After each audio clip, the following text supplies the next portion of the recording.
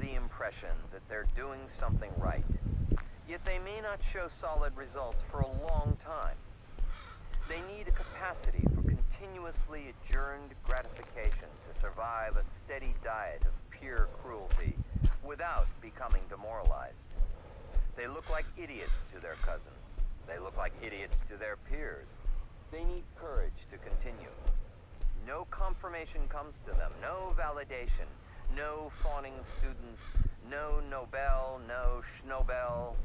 How was your year? Brings them a small but containable spasm of pain deep inside, since almost all of their years will seem wasted to someone looking at their life from the outside. Then bang, the lumpy event comes that brings the grand vindication. Or it may never come. Believe me, it's tough to deal with the social consequences of the occurrence of continuous failure. We're social animals. Hell is other people. Where the relevant is the sensational. Our intuitions are not cut out for non-linearity. Consider our life in a primitive environment where process and result are closely connected. You're thirsty? Drinking brings you adequate satisfaction. Or even in a not-so-primitive environment, when you engage in building, say, a bridge or a stone house, more work will lead to more apparent results, so your mood is propped up by visible, continuous feedback. In a primitive environment, the relevant is the sensational. This applies to our knowledge. When we try to collect information about the world around us, we tend to be guided by our biology, and our attention flows effortlessly toward the sensational, not the relevant so much as the sensational. Somehow the guidance system has gone wrong in the process of our coevolution with our habitat. It was transplanted into a world in which the relevant is often boring, non-sensational. Furthermore, we think that if, say, two variables are causally linked, then a steady input in one variable should always yield a result in the other one.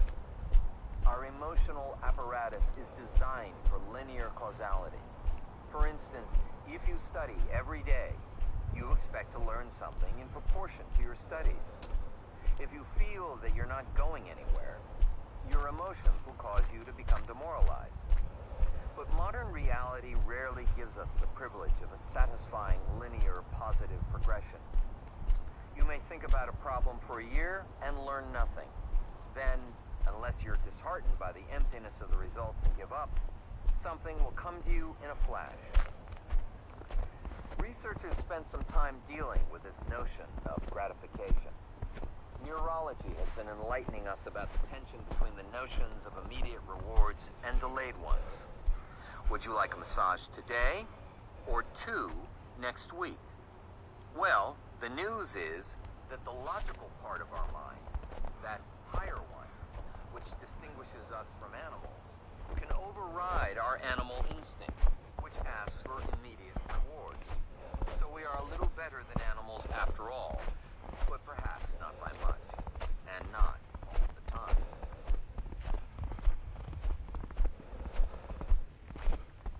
This ends Disc 4. The Black Swan, Disc 5. Non-linearities. The situation can get a little more tragic. The world is more non-linear than we think, and than scientists would like to think. With linearities, relationships between variables are clear, crisp, and constant. Therefore, platonically easy to grasp in a single sentence, such as a 10% increase in money in the bank corresponds to a 10% increase in interest income and a 5% increase in obsequiousness on the part of the personal banker. If you have more money in the bank, you get more interest. Non-linear relationships can vary. Perhaps the best way to describe them is to say that they cannot be expressed verbally in a way that does justice to them. Take the relationship between pleasure and drinking water. If you're in a state of painful thirst, then a bottle of water increases your well-being significantly. More water means more pleasure. But what if I gave you a cistern of water? Clearly, your well-being becomes rapidly insensitive to further quantities. As a matter of fact, if I gave you the choice between a bottle or a cistern, you would prefer the bottle, so your enjoyment declines with additional quantities. These nonlinear relationships are ubiquitous in life. Linear relationships are truly the exception. We only focus on them in classrooms and textbooks because they're easier to understand. Yesterday afternoon, I tried to take a fresh look around me to catalog what I could see during my day that was linear. I couldn't find anything, no more than someone hunting for squares or triangles could find them in the rainforest, or as we'll see later, any more than someone looking for bell-shaped randomness finding it in socio-economic phenomena. You play tennis every day with no improvement. Then suddenly, you start beating the pro. Your child does not seem to have a learning impediment, but he doesn't seem to want to speak. The schoolmaster pressures you to start considering other options, namely therapy. You argue with her to no avail. She's supposed to be the expert. Then suddenly the child starts composing elaborate sentences, perhaps a bit too elaborate for his age group. I will repeat that linear progression, a Platonic idea, is not the norm. Process over results. We favor the sensational and the extremely visible. This affects the way we judge heroes. There is little room in our consciousness for heroes who do not deliver visible results, or those heroes who focus on process rather than results. However, those who claim that they value process over result are not telling the whole truth, assuming, of course, that they are members of the human species. We often hear the semi-lie that writers do not write for glory, that artists create for the sake of art, because the activity is its own reward. True, these activities can generate a steady flow of auto-satisfaction. But this doesn't mean that artists don't crave some form of attention, or that they wouldn't be better off if they got some publicity. It doesn't mean that writers don't wake up early Saturday morning to check if the New York Times book review has featured their work, even if it's a very long shot, or that they don't keep checking their mailbox for that long-awaited reply from the New Yorker. Even a philosopher the caliber of Hume spent a few weeks sick in bed after the trashing of his masterpiece, what later became known as his version of the Black Swan problem, by some dim thinking reviewer whom he knew to be wrong and to have missed his whole point. Where it gets painful is when you see one of your peers whom you despise heading to Stockholm for his Nobel reception. Most people engaged in the pursuits that I call concentrated spend most of their time waiting for the big day that usually never comes. True, this takes your mind away from the pettiness of life, the cappuccino that's too warm or too cold, the waiter too slow or too intrusive, the food too spicy or not enough, the overpriced hotel room that doesn't quite resemble the advertised picture. All these considerations disappear because you have your mind on much bigger and better things. But this doesn't mean that the person insulated from materialistic pursuits becomes impervious to other pains, those issuing from disrespect. Beautiful. Often these black swan hunters feel shame, or are made to feel shame, at not contributing. You betrayed those who had high hopes for you, they are told, increasing their feeling of guilt. The problem of lumpy payoffs isn't so much in the lack of income they entail, but the pecking order, the loss of dignity, the subtle humiliations near the water cooler. It's my great hope someday to see science and decision makers rediscover what the ancients have always known, namely that our highest currency is respect. Even economically, the individual black swan hunters aren't the ones who make the bucks. The researcher Thomas Osterbrough has shown that returns on independent inventions, take the cemetery into account, are far lower than those on venture capital. Some blindness to the odds, or an obsession with their own positive black swan, is necessary for entrepreneurs to function. The venture capitalist is the one who gets the shekels. The economist William Baumol calls this a touch of madness. This may indeed apply to all concentrated businesses. When you look at the empirical record, you not only see that venture capitalists do better than entrepreneurs, but publishers do better than writers, dealers do better than artists, and science does better than scientists. About 50% of scientific and scholarly papers costing months, sometimes years of effort, are never truly read. The person involved in such gambles is paid in a currency other than material success: hope. Human nature, happiness, and lumpy rewards. Let me distill the main idea behind what researchers call hedonic happiness. Making $1 million in 1 year, but nothing in the preceding 9, does not bring the same pleasure as having the total evenly distributed over the same period, that is, $100,000 every year for 10 years in a row. The same applies to the inverse order, making a bundle the first year, then nothing for the remaining period. Somehow your pleasure system will be saturated rather quickly, and it will not carry forward the hedonic balance like a sum on a tax return. As a matter of fact, your happiness depends far more on the number of instances of positive feelings, what psychologists call positive affect, than on their intensity when they hit. In other words, good news is good news first. How good matters rather little.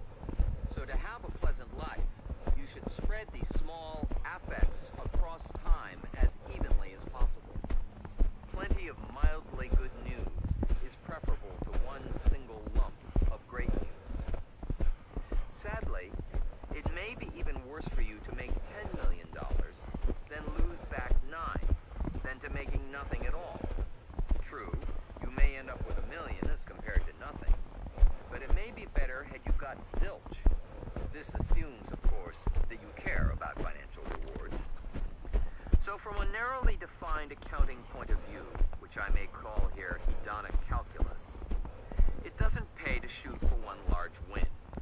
Mother Nature destined us to derive enjoyment from a steady flow of pleasant, small, but frequent rewards. As I said, the rewards don't have to be large, just frequent. A little bit here, a little bit there. Consider that our major satisfaction for thousands of years came in the form of food and water, and something else more private, and that while we need these steadily, we quickly reach saturation. The problem, of course, is that we don't live in an environment where results are delivered in a steady manner. Black swans dominate much of human history. It's unfortunate that the right strategy for our current environment may not offer internal rewards and positive feedback. The same property in reverse applies to our unhappiness. It's better to lump all your pain into a brief period rather than have it spread out over a longer one. But Is some that people really find true? it possible to transcend the torture. asymmetry of pains and joys, escape the hedonic deficit, set themselves outside that game, and live with hope. There is some good news, as we see next.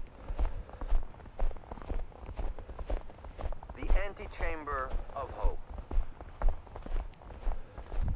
For Yevgenia Krasnova, a person could love one book, at most a few. Beyond this was a form of promiscuity. Those who talk about books as commodities are inauthentic, just as those who collect acquaintances can be superficial in their friendships. A novel you like resembles a friend. You read it and reread it, getting to know it better. Like a friend, you accept it the way it is. You don't judge it. Montaigne was asked why he and the writer Etienne de la Boétie were friends. The kind of question people ask you at a cocktail party as if you knew the answer, or as if there were an answer to know. It was typical of Montaigne to reply, parce que c'était lui, parce que c'était moi, because it was him and because it was me. Likewise, Yevgenia claims that she likes that one book because it is it and because I am me. Yevgenia once even walked out on a school teacher because he analyzed that book and thus violated her rule. One doesn't sit idle listening as people wax analytical about your friends. A very stubborn schoolchild she was. This book she has as a friend is El Deserto dei Tartari by Dino Buzzati, a novel that was well known in Italy and France during her childhood, but that strangely nobody she knows in America had heard of. Its English title is mistranslated as the Tartar Steppe instead of the Desert of the Tartars. Yevgenia encountered El Deserto when she was 13 in her parents' weekend country house in a small village 200 kilometers outside Paris, where their Russian and French books multiplied without the constraints of the overfed Parisian apartment. She was so bored in the country that she could not even read. Then one afternoon, she opened the book and was sucked into it. Inebriated by hope. Giovanni Drogo is a man of promise. He has just graduated from the military academy with the rank of junior officer, and active life is just starting. But things do not turn out as planned. His initial 4-year assignment is a remote outpost, the Bastiani Fortress, protecting the nation from the Tartars likely to invade from the border desert. Not too desirable a position. The fortress is located a few days by horseback from the town. There is nothing but fairness around it. None of the social buzz that a man of his age could look forward to. Drogo thinks that his assignment in the outpost is temporary, a way for him to pay his dues before more appealing positions present themselves. Later, back in town, in his impeccably ironed uniform and with his athletic figure, few ladies will be able to resist him. What is Drogo to do in this hole? He discovers a loophole, a way to be transferred after only 4 months. He decides to use the loophole. At the very last minute, however, Drogo takes a glance at the desert from the window of the medical office and decides to extend his stay.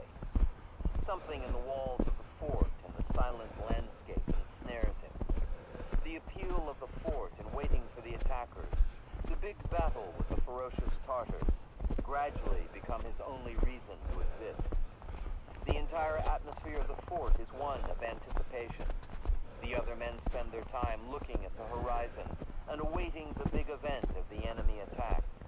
They are so focused that on rare occasions they can detect the most insignificant stray animal that appears at the edge of the desert and mistake it for an enemy attack. Sure enough, Drogo spends the rest of his life extending his stay, delaying the beginning of his life in the city. 35 years of pure hope, spent in the grip of the idea that one day, from the remote hills that no human has ever crossed, the attackers will eventually emerge and help him rise to the occasion. At the end of the novel, we see Drogo dying in a roadside inn, as the event for which he has waited all his life takes place. He has missed it.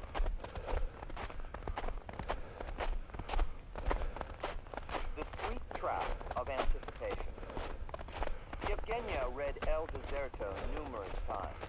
She even learned Italian, and perhaps married an Italian, so she could read it in the original. Yet she never had the heart to reread the painful ending. I presented the Black Swan as the outlier, the important event that is not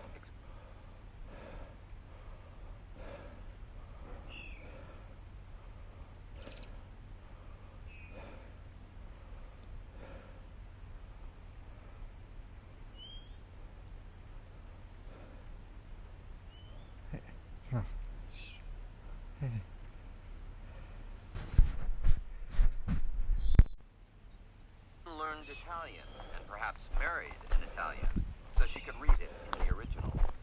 Yet she never had the heart to reread the painful ending. I presented The Black Swan as the outlier, the important event that is not expected to happen. But consider the opposite, the unexpected event that you very badly want to happen. Drogo was obsessed and blinded by the possibility of an unlikely event. That rare occurrence is his raison d'etre. At 13, when she encountered the book, little did Yevgenia know that she would spend an entire life playing Giovanni Drogo in the antechamber of hope, waiting for the big event, sacrificing for it, and refusing intermediate steps, the consolation prizes. She didn't mind the sweet trap of anticipation. To her, it was a life worth living. It was worth living in the cathartic simplicity of a single purpose. Indeed, be careful what you wish for. She may have been happier before the Black Swan of her success than after. One of the attributes of a black swan is an asymmetry in consequences, either positive or negative. For Drogo, the consequences were 35 years spent waiting in the antechamber of hope for just a few randomly distributed hours of glory, which he ended up missing. When you need the Bastiani fortress, note that there was no brother-in-law around in Drogo's social network. He was lucky to have companions in his mission. He was a member of a community at the gate of the desert, intently looking together at the horizon. Drogo had the advantage of an association with peers and the avoidance of social contact with others outside the community. We're local animals, interested in our immediate neighborhood, even if people far away consider us total idiots. Those Homo sapiens are abstract and remote, and we don't care about them, because we don't run into them in elevators or make eye contact with them. Our shallowness can sometimes work for us. It may be a banality that we need others for many things, but we need them far more than we realize.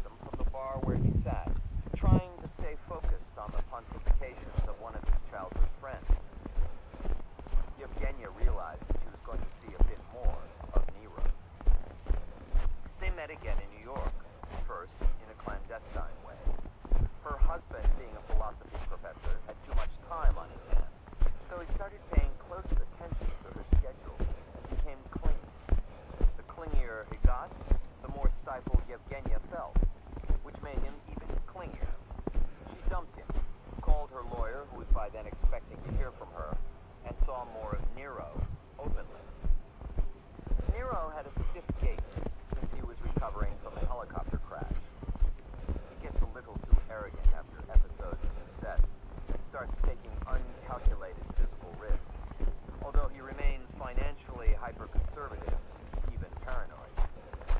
He'd spent months immobile in a London hospital, hardly able to read or write, trying to resist having to watch television, teasing the nurses and waiting for his bones to heal. He can draw the ceiling with its 14 cracks from memory, as well as the shabby white building across the street with its 63 window panes, all in need of professional cleaning. Nero claimed that he was comfortable in Italian when he drank, so Yevgenia gave him a copy of El Deserto. Nero did not read novels. Novels are fun to write, not read, he claimed. So he left the book by his bedside for a while. Nero and Yevgenia were, in a sense, like night and day. Yevgenia went to bed at dawn, working on her manuscripts at night. Nero rose at dawn, like most drinkers, even on weekends. He then worked for an hour on his opus, Treatise on Probability, and never touched it again after that. He'd been writing it for a decade and felt rushed to finish it only when his life was threatened. Yevgenia smoked. Nero was mindful of his health, spending at least an hour a day at the gym or at the pool. Yevgenia hung around intellectuals and bohemians. Nero often felt comfortable with street-smart traders and businessmen who had never been to college and spoke with cripplingly severe Brooklyn accents. Yevgenia never understood how a classicist and a polyglot like Nero could socialize with people like that. What was worse, she had this French Fifth Republic overt disdain for money, unless disguised by an intellectual or cultural facade, and she could hardly bear these Brooklyn fellows with thick, hairy fingers and gigantic bank accounts.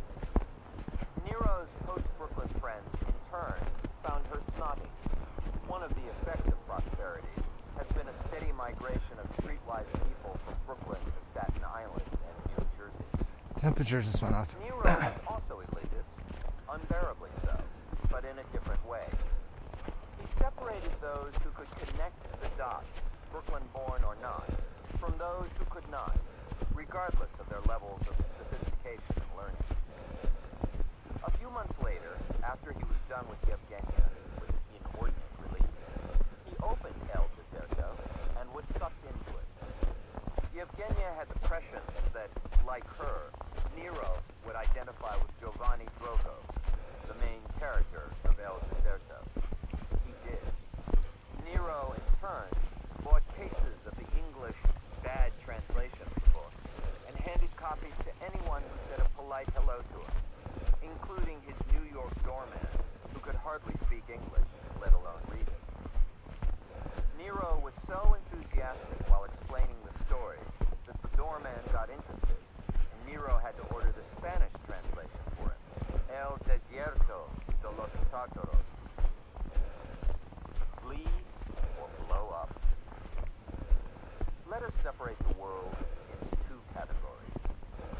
Some people are like the turkey, exposed to a major blow-up without being aware of it, while others play reverse turkey, prepared for big events that might surprise others.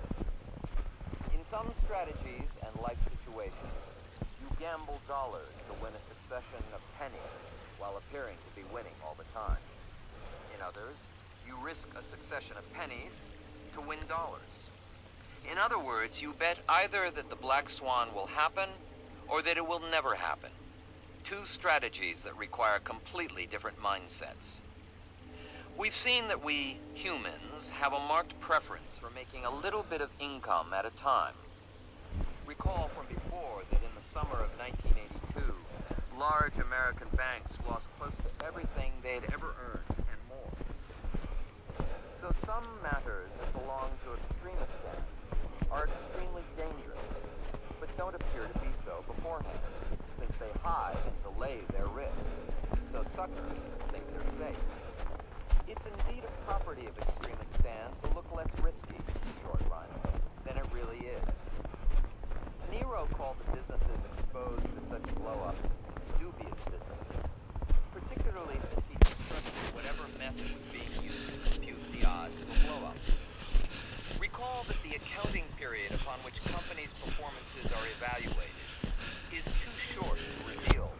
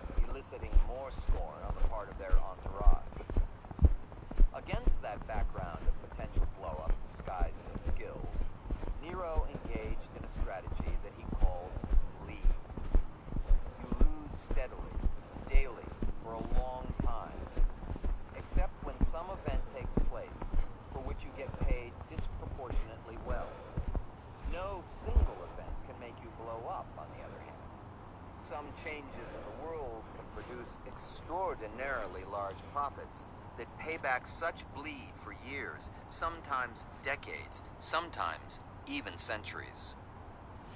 Of all the people he knew, Nero was the least genetically designed for such a strategy. His brain disagreed so heavily with his body that he found himself in a state of continuous warfare.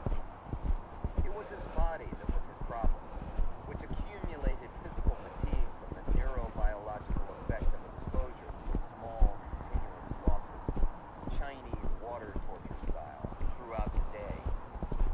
Nero discovered that the losses went to his emotional brain, bypassing his higher cortical structures and slowly affecting his hippocampus and weakening his memory. The hippocampus is the structure where memory is supposedly controlled. It's the most plastic part of the brain. It's also the part that is assumed to absorb all the damage of repeated insults, like the chronic stress we experience daily from small doses of negative feelings, as opposed to the invigorating good stress of the tiger popping up occasionally in your living room. You can rationalize all you want. The hippocampus takes the insult of chronic stress seriously, incurring irreversible atrophy. Contrary to popular belief, these small, seemingly harmless stressors don't strengthen you. They can amputate part of yourself. It was the exposure to a high level of information that poisoned Nero's life. He could sustain the pain if he saw only weekly performance numbers instead of updates every minute. He did better emotionally with his own portfolio than with those of his clients, since he was not obligated to monitor it continuously. If his neurobiological system was a victim of the confirmation bias, reacting to the short-term and the visible, he could trick his brain to escape its vicious effect by focusing only on the longer haul. He refused to look at any printout of his track record that was shorter than 10 years. Nero came of age, intellectually speaking, with the stock market crash of 1987, in which he derived monstrous returns on what small equities he controlled. This episode would forever make his track record valuable, taken as a whole. In close to 20 years of trading, Nero had only 4 good years. For him, one more than enough. All he needed was 1 good year per century. Investors were no problem for him. They needed his trading as insurance and paid him well. He just had to exhibit a mild degree of contempt toward those he wanted to shed, which did not take much effort on his part. This effort was not contrived. Nero did not think much of them and let his body language express it freely, all the while maintaining an unfashionably high level of courtesy. He made sure, after a long string of losses, that they didn't think he was apologetic. Indeed, paradoxically, they became more supportive that way. Humans will believe anything you say, provided you don't exhibit the smallest shadow of diffidence. Like animals, they can detect the smallest crack in your confidence before you express it. The trick is to be as smooth as possible in personal manners. It's much easier to signal self-confidence if you're exceedingly polite and friendly. You can control people without having to offend their sensitivity. The problem with business people, Nero realized, is that if you act like a loser, they will treat you as a loser. You set the yardstick yourself. There's no absolute measure of good or bad. It's not what you're telling people, it's how you're saying it. But you need to remain understated and maintain an Olympian calm in front of others. When he worked as a trader for an investment bank, Nero had to face the typical employee evaluation form. The form was supposed to keep track of performance, supposedly as a check against employees slacking off. Nero found the evaluation absurd because it didn't so much judge the quality of a trader's performance as encourage him to game the system by working for short-term profits at the expense of possible blow-ups. Like banks that give foolish loans that have a small probability of blowing up because the loan officer is shooting for his next quarterly evaluation. So one day,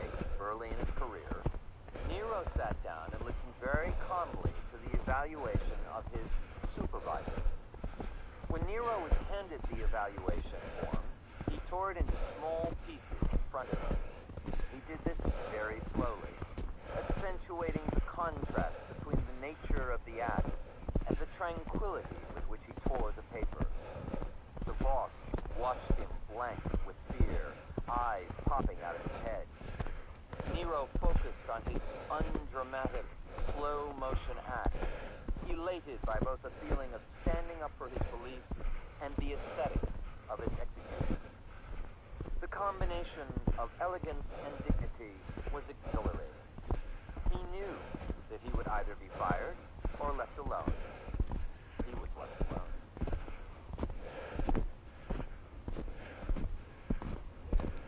Chapter 8. Giacomo Casanova's unfailing luck. The problem of silent evidence. Another fallacy in the way we understand events is that of silent evidence. History hides both black swans and its black swan generating ability from us. The story of the drowned worshippers. More than 2,000 years ago, the Roman orator, belletrist, thinker, stoic, manipulator, politician, and usually virtuous gentleman, Marcus Tullius Cicero, presented the following story. One Diagoras, a non-believer in the gods, was shown painted tablets bearing the portraits of some worshippers who prayed, then survived a subsequent shipwreck. The implication was that praying protects you from drowning. Diagoras asked, where were the pictures of those who prayed and then drowned? The drowned worshippers, dead, would have a lot of trouble advertising their experiences at the bottom of the sea. This can fool the casual observer into believing in miracles. We call this the problem of silent evidence. The idea is simple, yet potent and universal. While most thinkers try to put to shame those who came before them, Cicero put to shame almost all empirical thinkers who came after him until very recently. Later on, both my hero of heroes